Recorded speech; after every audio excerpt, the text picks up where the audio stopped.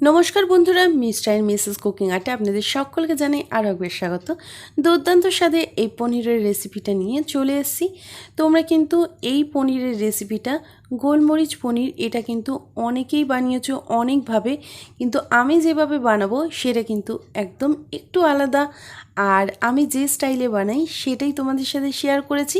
চলো দেখে নিই আজকের এই রেসিপিটা। যে কোনো পুজো পারপাস বা যে কোনো দিনে তোমরা বানিয়ে নিতে পারবে এরকম খুব সহজভাবে কম উপকরণে এই পনিরের রেসিপিটা।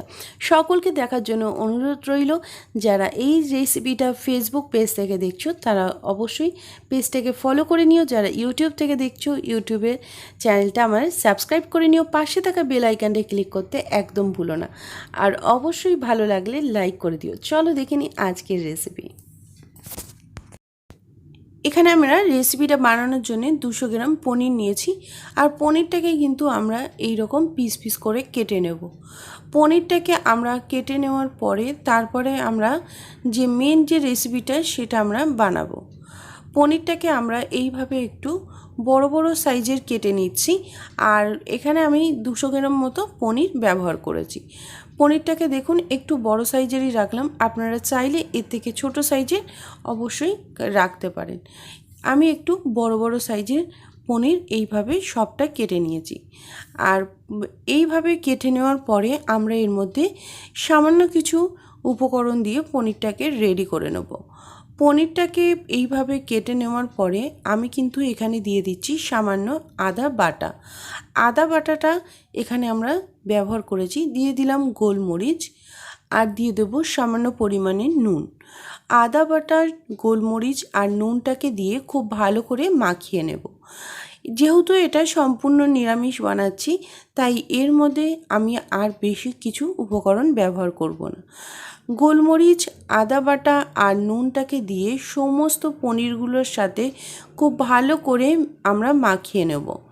দেখুন এইভাবে খুব ভালো করে মাখিয়ে নিচ্ছি যাতে সমস্ত পনিরের গায়ে এগুলো খুব ভালো করে মিশে যায়। আর পনিরগুলো মাখানোর সময় একটু সাবধানে মাখাবেন যাতে পনিরগুলো ভেঙে না যায়। আমরা এইভাবে পনিরগুলোকে সমস্তটাই মাখিয়ে নিয়েছি। আর মাখিয়ে নেওয়ার পরে এটাকে আমি একটা সাইডে রেখে দেবো। আর এর মধ্যে আমি কিন্তু আজকে কোনো রকম লঙ্কার গুঁড়ো বা কাশ্মীরি রেড চিলি ব্যবহার করছি না। এটাকে আমরা একটা সাইডে রেখে দিয়েছি। দেখুন খুব ভালোভাবে এটা আমরা মাখিয়ে নিয়েছি। আর এটাকে মাখিয়ে নেওয়ার পরে আমরা গ্যাসটাকে জ্বালিয়ে নিয়ে এখানে বসিয়ে দিয়েছি একটা তাওয়া। তো আমি এর মধ্যে এটাকে ভেজে নেব। আর এর মধ্যে আমি দিয়ে দিচ্ছি 2 চামচ মতো তেল। তেলটাকে দেওয়ার পরে পনিরগুলোকে আমি এর মধ্যে দিয়ে দেবো। তেলটা হালকা একটু গরম হয়ে গেলে তারপরেই পনিরগুলো দেব, তাতে পনিরগুলো আটকে যাবে না। আর পনিরগুলো এইভাবে হাতের সাহায্যে আমরা প্রত্যেকটা পনির দিয়ে দেবো। পনিরগুলো আমরা ডিপ ফ্রাই করছি না, পনিরগুলো এইভাবেই আমরা ফ্রাই করে নেব। তাতে খেতে অনেক ভালো লাগবে আর পনিরগুলো দেখতেও অসাধারণ লাগবে। প্রত্যেকটা পনির এইভাবে আমরা সাজিয়ে দিচ্ছি। আর পনিরগুলো আমরা লালচে ব্রাউন করে ভেজে নেব। দেখুন প্রত্যেকটা পনিরই আমরা এখানে দিয়ে দিয়েছি। এক পিঠ ব্রাউন হয়ে গেলে তারপরে কিন্তু আমরা উল্টে দেব। আমরা এইভাবে এই পনিরগুলোকে ভালোভাবে আমরা রেডি করে নিচ্ছি। দেখুন পনিরগুলোকে আমরা উল্টে দেব। সমস্ত পনিরগুলো আমরা এক পিঠ ভালো করে লালচে করে ভেজে নিয়ে হালকা ব্রাউন করে তারপরে আবারও এটাকে উল্টে দিচ্ছি। এইভাবে প্রত্যেকটা পনির উল্টে পাল্টে আমরা একটু ব্রাউন কালার করে ভেজে নেব। তাতে কী হবে, এর টেস্টটা ভালো আসবে আর খেতেও কিন্তু দুর্দান্ত লাগবে। এইভাবে আমরা এটাকে উল্টে দিলাম আর প্রত্যেকটা পনিরই একইভাবে উল্টে দেব। দেখুন একটা সাইড কিন্তু হালকা ব্রাউন কালার হয়ে গেছে, আমরা আর একটা সাইড হালকা ব্রাউন কালার করে ভেজে নিয়েছি। আমরা দুটো পিঠই ব্রাউন কালার করে ভেজে নিয়ে একটা প্লেটের মধ্যে নামিয়ে নিয়েছি। পনিরগুলো দেখতেও কিন্তু খুব সুন্দর লাগছে। এরপরে আমরা এই তাওয়াটার মধ্যে ভেজে নেব কিছু উপকরণ, যেটা এই রেসিপিতে খুবই টেস্ট আনবে আর অবশ্যই এটা খুব ইম্পর্ট্যান্ট। এর মধ্যে আমরা দিয়ে দিচ্ছি কাজু আর কিশমিশ। এখানে কাজু নিয়েছি 6 থেকে 7টা গোটা কাজু, কিশমিশ নিয়েছি 1 মুঠো, 2টো কাঁচা লঙ্কা দিয়ে দিচ্ছি। এর মধ্যে জয়িত্রী দিয়ে দিলাম, এর মধ্যে এলাচ, দারচিনি আর নিয়েছি আদা। এখানে আমি কোনো লবঙ্গর ব্যবহার করিনি। এলাচ নিয়েছি 2টো, দারচিনি নিয়েছি একদম সামান্য পরিমাণে 1/2 ইঞ্চি, আর এখানে নিয়েছি আদা। আর এখানে আমি জয়িত্রী ব্যবহার করেছি, খুব অল্প পরিমাণে জয়িত্রী ব্যবহার করেছি। এই মশলাটা এইটা আগে অবশ্যই বানিয়ে নিতে হবে রেসিপির আগে, তাহলে কিন্তু এইটা না বানালে যে রেসিপির টেস্টটা সেটা কিন্তু ভালো আসবে না। এইভাবে আমরা এটাকে একটু ভালো করে নাড়িয়ে নেব। এটা ভালো করে এই যে আমরা এখানে যে তেলটা ছিল তেলটার মধ্যে ভালো করে এটাকে নাড়িয়ে নিচ্ছি, যাতে এর ফ্লেভারটা খুব সুন্দর আসে। আর কাজু বাদামগুলোতে হালকা হালকা একটা কালার চলে আসলে তখনই এটা আমরা নামিয়ে দেব। সমস্তগুলোকে আমরা ভালো করে এটাকে ভেজে নিয়েছি। আর এটাকে একটু ভালো করে নেড়ে নেওয়ার পরে একটা মিক্সার জারের মধ্যে এটাকে নিয়ে নিয়েছি। মিক্সার গ্রাইন্ডারে এর মধ্যে এই মুহূর্তে আমরা কোনো জল ব্যবহার করছি না। এটাকে প্রথমে আমরা একবার ভালো করে মিক্সড করে নেব, গুঁড়ো করে নেব, তারপরে আমরা জল ব্যবহার করব। দেখুন এটাকে এইভাবে আমরা গুঁড়ো করে নিয়েছি, কারণ এর মধ্যে কোনো জল ছাড়াই তেলের যেহেতু তেলটা ছিল তাই তেলটাতে এইভাবে আমরা গুঁড়ো করে নিয়েছি। এর মধ্যে দিয়ে দিচ্ছি টক দই। টক দইয়ের পরিমাণটা এখানে আমি দিয়েছি 4 চামচ মতো টক দই দিয়ে দিয়েছি। এখানে ধনে পাতা আর টক দইটাকে দেওয়ার পরে একটা খুব স্মুথ একটা পেস্ট আমরা রেডি করব। এইভাবে আমরা এটাকে রেডি করে নিচ্ছি।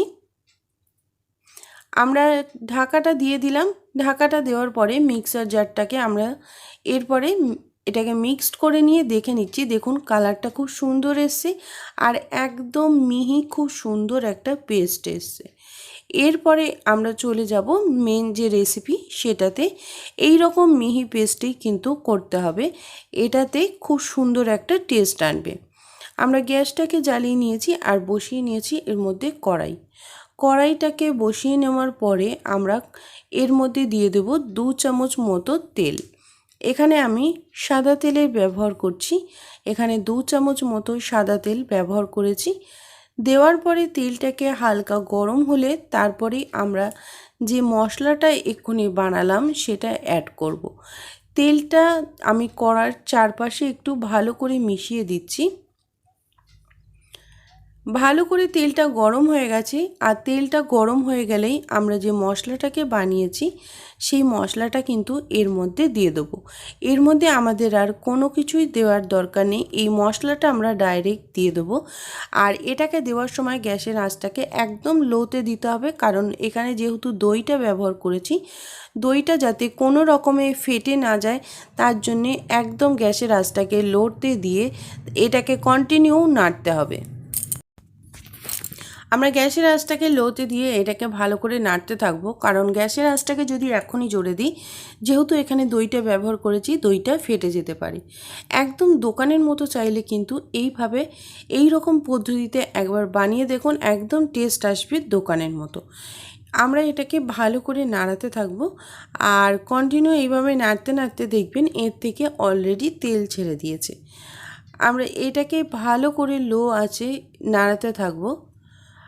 আর গ্যাসের আঁচটাকে লো টু মিডিয়ামে এখন করে দিয়েছি।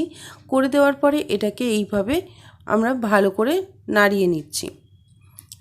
দেখুন এটাকে এইভাবে আমরা ভালো করে নাড়িয়ে নেওয়ার সময় এর মধ্যে আমরা কোনো হলুদের ব্যবহার করছি না বা এর মধ্যে কোনো লঙ্কার গুঁড়োর ব্যবহার করছি না।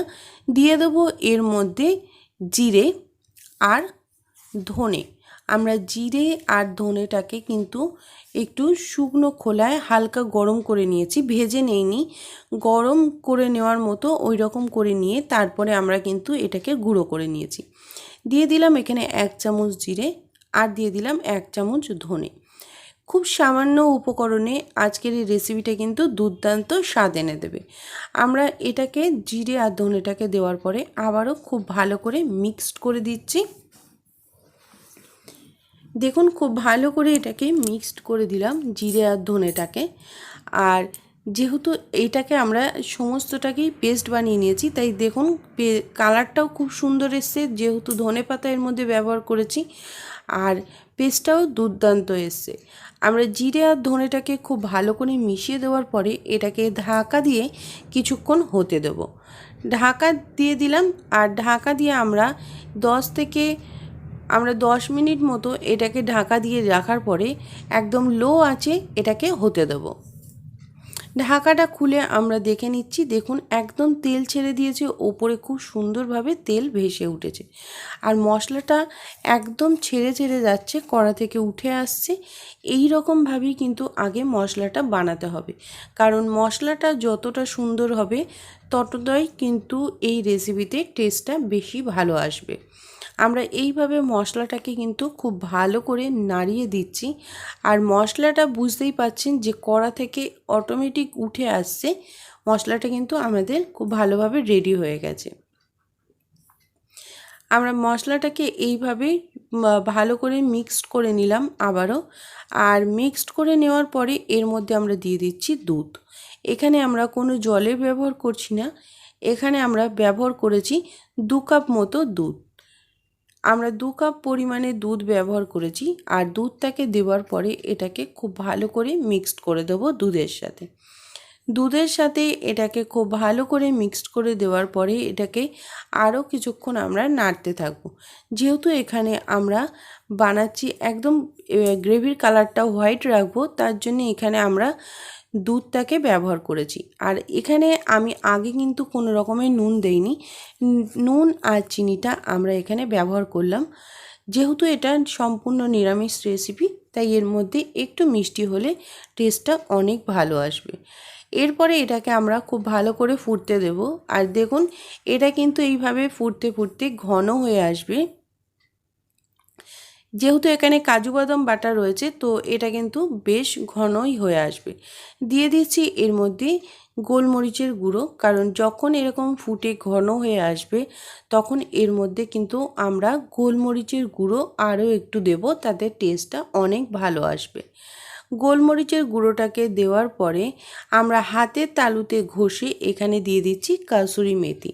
কাসুরি মেথিটা যদি আমরা দেই এখন, তাহলে এর স্বাদ আর গন্ধ টেস্ট কিন্তু অনেক বেড়ে যায়। তাই কাসুরি মেথিটাকে এইভাবে আমরা দিয়ে দিলাম। যদি হাতের কাছে কাসুরি মেথি না থাকে তাহলে আপনারা সেটা নাও দিতে পারেন, কিন্তু কাসুরি মেথিটা দিলে এই স্বাদটা কিন্তু দ্বিগুণ হয়ে যাবে। আমরা এটাকে ভালো করে ফুটিয়ে নিয়েছি, আর দেখুন আমরা এটা ভালোভাবে ফুটে গেছে, আর গ্রেভিটা যেটা সেটা কিন্তু বেশ ঘন হয়ে এসছে। এরপরে এটাকে আমরা খুব ভালো করে মিক্সড করে দিচ্ছি, আর গ্রেভিটার কালারটা কিন্তু ফুটতে ফুটতে বেশ খানিকটা চেঞ্জ হয়ে গেছে। এরপরে আমরা যে ভেজে রাখা পনিরগুলোকে রেখে দিয়েছিলাম, সেই ভাজা পনিরগুলোকে এর মধ্যে অ্যাড করব, আর অ্যাড করার আগে আমরা আরও 2 থেকে 3 মিনিট এটাকে খুব ভালো করে ফুটিয়ে নিচ্ছি। আমরা এখানে পনিরগুলোকে দিয়ে দেবো, আর সমস্ত পনিরগুলোকে এইভাবে আমরা দিয়ে দিচ্ছি। পনিরগুলো দেখবেন আমি যেভাবে ভেজেছি ঠিক সেইভাবেই কিন্তু এর মধ্যে মশলাটা মাখিয়ে ভাজবেন, তাতে টেস্টটা অনেক ভালো আসবে। আর পনিরগুলো দেওয়ার সময় বুঝতে পারছেন যে যে এর গ্রেভিটা কতটা ঘন হয়েছে, কতটা সুন্দর হয়েছে। আর এটাকে আমরা পনিরগুলোকে দেওয়ার পরে খুব ভালো করে মিশিয়ে দিচ্ছি। এই গ্রেভিটাতে খুব বেশি পরিমাণে এখানে ঝোল বা বেশি পরিমাণে গ্রেভি রাখলে ভালো লাগবে না, এটাতে একটু মাখা মাখা হলে তাতে কিন্তু ভালো লাগবে। এইভাবে ভালো করে পনিরটাকে দিয়ে আমরা মিশিয়ে দিলাম, আর পনিরটাকে দিয়ে মিশিয়ে দেওয়ার পরে এর মধ্যে আমরা আবারও কিছুক্ষণের জন্য ঢাকা দিয়ে এটা হতে দেব। দেখুন সমস্ত পনিরগুলো এইভাবে আমরা মিডিয়াম ফ্লেমে রেখে ভালো করে পনিরটাকে ঠিক 2 থেকে 3 মিনিটের মতো এটাকে রেডি করে নিয়েছি। পনিরটাকে একদম 2 থেকে 3 মিনিট এটাকে ভালো করে রেডি করে নিয়েছি, আর বুঝতেই পারছেন কতটা ঘন হয়েছে, আর খেতে কিন্তু একদম দুর্দান্ত লাগে এই রেসিপিটি। তো একদম কম উপকরণে এইভাবে আমরা খুব সহজেই বানিয়ে নিয়েছি এইরকম পনিরের সুন্দর রেসিপি। সামান্য পরিমাণে গোলমরিচ দিয়ে কিন্তু তোমরা বাড়িতেই এরকম চটজলদি রেসিপি বানিয়ে নিতে পারবে। এরপরে আমরা এর মধ্যে ব্যবহার করব ঘি। আমরা ঘিটাকে এর মধ্যে ব্যবহার করেছি আর দিয়ে দেবো সামান্য পরিমাণে গোলমরিচ। ঘি আর গোলমরিচটাকে দেওয়ার পরে এটাকে খুব ভালো করে আমরা মিশিয়ে দেব। আর এই রেসিপিটা আপনারা চাইলে পুরোটাই ঘিতে বানাতে পারেন, কারণ এখানে আমি তেল দিয়ে বানিয়েছি। লাস্টে কিন্তু ঘিটা দিলে টেস্টটা দুর্দান্ত আসবে। ঘি আর গোলমরিচটাকে দেওয়ার পরে এটাকে খুব ভালো করে নাড়িয়ে দিলাম। আর যাতে গন্ধটা খুব সুন্দর বার হয় তাই এটাকে একটু ভালো করে মিশিয়ে দেবো। আর গ্যাসের আঁচটাকে অফ করে দিয়েছি, দিয়ে ঢাকা দিয়ে কিছুক্ষণ রেখে দেবো। আমরা ঢাকাটা খুলে দেখে নিচ্ছি। কিছুক্ষণ পরে দেখুন খুব সুন্দরভাবে রেডি হয়ে গেছে। আর দেখুন দুর্দান্ত এসছে, কিন্তু পুরো গ্রেভিটা একদম ঘন, খুব সুন্দরভাবে গ্রেভিটা রেডি হয়ে গেছে। কালারটাও দারুণ এসছে। গ্রেভিটা আর পনিরটা দেখেই কিন্তু বোঝা যাচ্ছে খুব সুন্দর একটা টেস্ট এসছে। আপনারা যে কোনো দিনে এটা বানিয়ে নিতে পারেন, বা যে কোনো নিরামিষে বা যে কোনো পুজো পারপাসে অবশ্যই এটা বানিয়ে নিতে পারেন, বা বাড়িতে গেস্ট আসলেও এইভাবে একবার বানিয়ে দেখতে পারেন। এটা একদম খুব সুন্দরভাবে এটা আমাদের রেডি করে নেওয়ার পরে এখানে নিয়ে নিয়েছি আমরা একটা প্লেটের মধ্যে দিয়ে দিচ্ছি গ্রেভিটা যখন দিচ্ছি তখন বুঝতেই পাচ্ছেন কতটা ঘন গ্রেভিটা, আর খুব সুন্দর একটা কালার চলে এসছে। গ্রেভিটাকে প্রথমে আমরা দিয়েছি, দেওয়ার পরে এর মধ্যে আমরা দিয়ে দেবো পনিরগুলো এইভাবে আমরা দিয়ে দিচ্ছি। আর ওপর থেকে দিয়ে দিয়েছি একটু গোলমরিচের গুঁড়ো আর ধনেপাতা। এইভাবে আমরা পুরোটা রেডি করে নিয়েছি। আর আমি আমার পছন্দ মতো ডেকোরেশন করেছি। তোমাদের পছন্দ মতো তোমরা অবশ্যই এটাকে ডেকোরেশন করে নিতে পারো। তাহলে কেমন লাগলো আজকের এই পনিরের রেসিপি? সামান্য গোলমরিচ দিয়ে বাড়িতে থাকা উপকরণে বানিয়ে নাও দুর্দান্ত স্বাদের এই পনিরের রেসিপি। রুটি, পরোটা বা নানের সাথে কিন্তু খেতে দুর্দান্ত লাগবে। আর অবশ্যই যারা বাড়িতে এটা ট্রাই করবে আমাকে জানাতে একদমই ভুলবে না যে কেমন লাগলো আজকের রেসিপিটা। যারা এই রেসিপিটা এতক্ষণ ধরে দেখছো তাদেরকে অসংখ্য ধন্যবাদ। যারা আমার ফেসবুক পেজ থেকে দেখছো তাদেরকে অনুরোধ রইল পেজটা ফলো করে নেওয়ার। যারা ইউটিউব থেকে দেখছো তারা কিন্তু ইউটিউব চ্যানেলটা সাবস্ক্রাইব করে নিও। পাশে থাকা বেল আইকনটা ক্লিক করতে একদম ভুলো না। আজকের মতো রেসিপি এই পর্যন্তই। আবারও ফিরে আসবো নতুন কোনো রেসিপি নিয়ে। আর অবশ্যই যদি ভালো লাগে তাহলে লাইক